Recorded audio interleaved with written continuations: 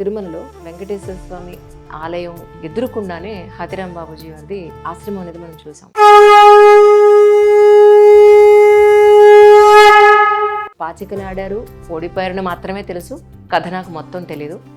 మీకు తెలిసి నేను విన్నాను, ఒకసారి మా గురించి పూర్తిగా ఏమైనా చెప్పగలుగుతారేమో. ఇక్కడ వెంకటేశ్వర స్వామి పాచికలు ఆయనతో ఆడినప్పుడు ఒకసారి కాదు 3 సార్లు ఓడిపోతారు. పైన ఉన్న నగలన్నీ తాకట్టు పెడతాడు, ఆ రోజు ఉన్న నగలు, మా ఒంటి మీద ఉన్న నగలన్నీ. ఆ తర్వాత కూడా స్వామివారు పాచికలు ఆడుతూ ఓడిపోతారు. ఓడిపోయిన నేపథ్యంలో వాదోపవాదాలు జరిగినప్పుడు ఈయన ఏం చెప్తాడంటే, అయ్యా నాకు నీ దగ్గర ఉన్నటువంటివి నగలంతొద్దు కానీ నీ చేతికి ఉన్నటువంటి ఆ కడియం ఒక్కటి ఉంటే నాకు చాలు.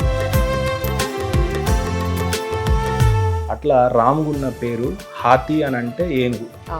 ఈ ఏనుగు పేరే హాతీరామన్గా మారింది. స్వామివారితో నేను ఏకమై ఉండాలని జీవ సమాధి చేసుకుంటాను. త్రేతాయుగంలో రాముల వారు, ద్వాపర యుగంలో కృష్ణ అవతారం, కలియుగంలో ప్రస్తుతానికి సాక్షాత్తుగా ఆయన్నే వెంకటేశ్వర స్వామి అక్కడ కొలువు ఉన్నాడు. సో ఏ అంశంలోనైనా ఆయన ఒక్కడే, కానీ ఆయన ప్రొటెక్ట్ చేసింది రామాయణంలో తోడుగా ఉన్నది హనుమంతుడు.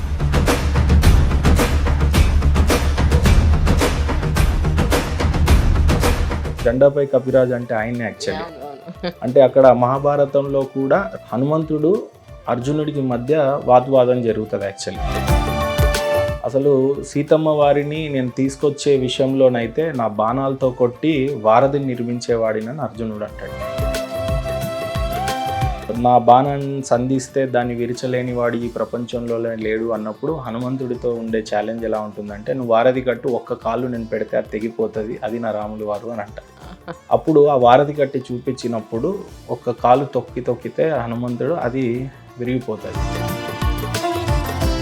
అదే చాలామంది ఈ మధ్య రథాలకు కానీ వెహికల్స్కి కానీ లేదా ఆంజనేయ స్వామి యొక్క బొమ్మ చాలామంది వెహికల్స్లో పెట్టడానికి అది కూడా ఒక కారణం యాక్చువల్లీ.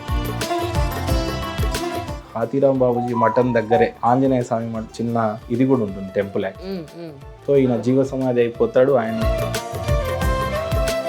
అక్కడే కాపలుగా ఉంటాడు ఆంజనేయ స్వామి అనేది కూడా మీరు అక్కడికి వెళ్తే కనిపిస్తూ ఉంటుంది. సో అట్లా రాముగా ఉన్నటువంటి ఒక భక్తుడికి హాతీరాం అంటే ఆ ఏనుగు, ఇంద్రుడి రూపంలో వచ్చిన ఏనుగు హాతీరాం బాబుజీ అనేది అయింది. వరాహస్వామి వారిది కూడా ఇంకో స్టోరీ ఉంది. ఆ కొండ మీద ఉండడానికి ఆయనే పర్మిషన్ ఇస్తే స్వామివారు అక్కడ ఉన్నారు అనేది స్టోరీ.